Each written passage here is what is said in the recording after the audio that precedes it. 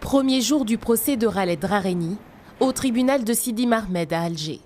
Un procès fermé au public, officiellement à cause de la pandémie. Le journaliste algérien est incarcéré depuis le 29 mars dernier. Pour ses soutiens, c'est l'incompréhension. Le procès d'aujourd'hui, pour moi, c'est comme si on mettait la liberté d'expression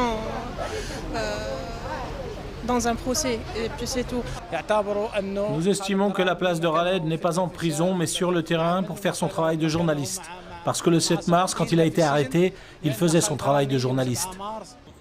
Khaled Drareni, comparé avec deux figures du Irak, le mouvement de contestation anti-régime qui secoue l'Algérie depuis plus d'un an et qui a mis un terme au règne du président Bouteflika.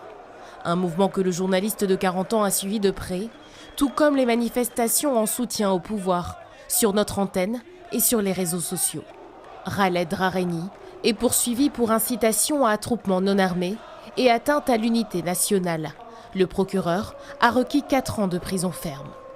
Dans une tribune, Pierre Audin, fils d'une figure de la lutte pour l'indépendance de l'Algérie, et Reporters sans frontières appellent à sa libération immédiate. Le dossier de Khaled est complètement vide. On ne sait pas ce qu'on lui reproche exactement.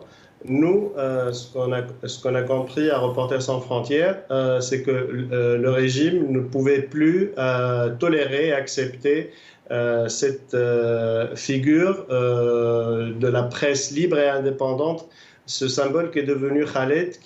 Depuis plusieurs mois en particulier, des médias algériens ont été censurés et des journalistes emprisonnés dans le cadre de l'exercice de leur métier.